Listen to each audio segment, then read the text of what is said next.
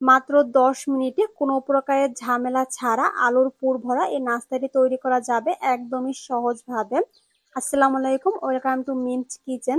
আজকের পর্বে এই মুচমুচে আলুর নাস্তাটি আমি তৈরি করে দেখাবো। বিকেলের নাস্তা বা বাচ্চাদের স্কুলের টিফিনে আপনারা খুব সহজেই নাস্তাটি তৈরি করে নিতে পারবেন। নাস্তা বানানোর জন্য প্রথমে আমি একটি মিক্সিং বলে নিয়ে নিচ্ছি 3 কাপ ময়দা। আপনারা চাইলে ময়দার পরিবর্তে এখানে আটা ব্যবহার করতে পারবেন। স্বাদ মতো লবণ দিয়ে দিয়েছি আর দিচ্ছি 3 টেবিল চামচ রান্নার তেল। এখন সবগুলো খুব ভালোভাবে মিক্স করে নিচ্ছি। একটু সময় নিয়ে তেল ও ময়দা মিশিয়ে নিবেন, তাহলে কিন্তু ময়দার সাথে তেল খুব ভালোভাবে মিশে যাবে। আর মেশানো হয়ে গেলে এভাবে হাতে মুঠো করলে দলা বেঁধে আসবে, তখন বোঝা যাবে তেল ময়দার সাথে খুব ভালোভাবে মিশে গেছে।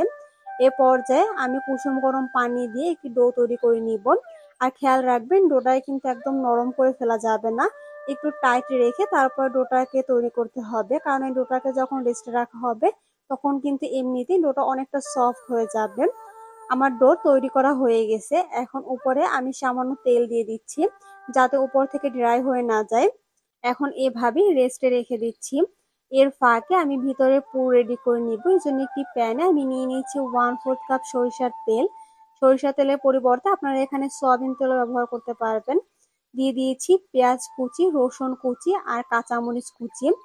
এখন 1 মিনিটের মতন পেঁয়াজ ও রসুন হালকা করে একটু ভেজে নিচ্ছি, যাতে পেঁয়াজ ও রসুন সফট হয়ে যায়।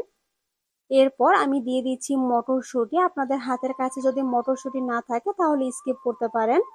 1 মিনিটের মতো আমি মটরশুঁটিটাকে খুব ভালোভাবে ভেজে নিব, যাতে মটরশুঁটিটাও একটু সফট হয়ে আসে। এরপর আমি দিয়ে দিচ্ছি সেদ্ধ করে রাখা আলু। আমি এখানে 2টি মাঝারি সাইজের আলু আগে থেকে সিদ্ধ করে ম্যাশ করে নিয়েছি। এরপর দিয়েছি হাফ চামচ লবণ, হাফ চামচ মরিচের গুঁড়ো, হাফ চামচ জিরার গুঁড়ো, হাফ চামচ দিয়ে দিচ্ছি ধনিয়ার গুঁড়ো আর হাফ চামচ দিয়ে দিচ্ছি গরম মশলার গুঁড়ো। 1 চামচ টমেটো সস দিয়ে দিচ্ছি। এখন সবগুলো খুব ভালোভাবে মিক্স করে নিব। আর এ পর্যায়ে কিন্তু আমি চুলার আঁচ একদম কমিয়ে দিয়েছি। সবগুলো মিক্স করা হয়ে গেলে চুলার আঁচ আমি একটু বাড়িয়ে আমি 2 থেকে 3 মিনিটের মধ্যে পুরোটাকে জাল দিয়ে নিব, যাতে মশলার কোনো গন্ধ না থাকে। জাল দেওয়া হয়ে গেলে এখন আমি পুরোটাকে একটা সাইডে নামিয়ে রেখে দিচ্ছি। আর এর ফাঁকে আমার ডো কিন্তু পারফেক্ট ভাবে সেট হয়ে গেছে। আর দেখতেই পারছেন ডোটা কিন্তু বেশ অনেকটাই সফট হয়ে গেছে। 1 মিনিটের মতো আমি ডোটাকে মথে নিয়েছি। এখন এখান থেকে আমি অল্প একটু নিয়ে নিচ্ছি। তারপর একটি বড় রুটি বেলে নিব। রুটিটাকে খুব বেশি পাতলা বা খুব বেশি মোটা করে ফেলা যাবে না। আমি ঠিক এই পুরোতে রুটি বেলে নিয়েছি। এরপর এই রুটিটাকে আমি 4 কোণা করে কেটে নিব।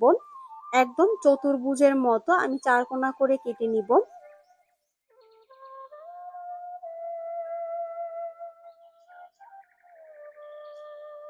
কেটে নেওয়া হয়ে গেছে। এখন আবারও মাঝখান থেকে কেটে নিচ্ছি। সবগুলো তুলে আমি একটা সাইডে রেখে দিয়েছি।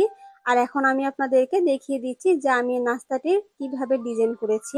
আমি তৈরি করে রাখা পুর আমি একটি 4 কোণা রুটির উপরে দিয়ে এভাবে করে ছড়িয়ে দিয়েছি। আর আপনারা নিশ্চয়ই দেখেই বুঝতে পারছেন ঠিক আমি কিভাবে ছড়িয়ে দিয়েছি।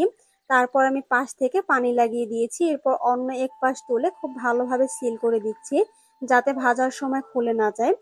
এরপর পাশে আরেকটু ডিজাইন করার জন্য আমি একটি চিরুনি দিয়ে এভাবে করে একটু চেপে দিচ্ছি, তাহলেই কিন্তু চিরুনির দাগগুলো এটার উপরে লেগে যাবে আর এটা নাস্তাটা দেখতে সুন্দর লাগবে। এখন একটি নাইফ দিয়ে মাঝখান থেকে হালকা করে প্রেস করে দিচ্ছি। তারপর পাশে আবার আমি পানি লাগিয়ে দিচ্ছি। এরপর 2 পাশ খুব ভালোভাবে আমি লাগিয়ে দিব, যাতে ভাজার সময় খুলে না যায়। ব্যাস তৈরি হয়ে গেল সুন্দর একটি ডিজাইনের নাস্তা। সেম প্রসেসে আমি সবগুলো বানিয়ে নিয়েছি। এখন এগুলোকে আমি ভেজে নিব। এই জন্য একটি প্যানে আমি তেল গরম করে নিয়েছি। এরপর তৈরি করে রাখা নাস্তাগুলো আমি দিয়ে দিচ্ছি। চুলার আঁচ মিডিয়ামের থেকে কমিয়ে আমি উল্টে পাল্টে ভেজে নিব। একটু সময় নিয়ে নাস্তাগুলোকে ভেজে নিবেন, তাহলে দেখা যাবে এগুলো একদম মুচমুচে হয়ে যাবে।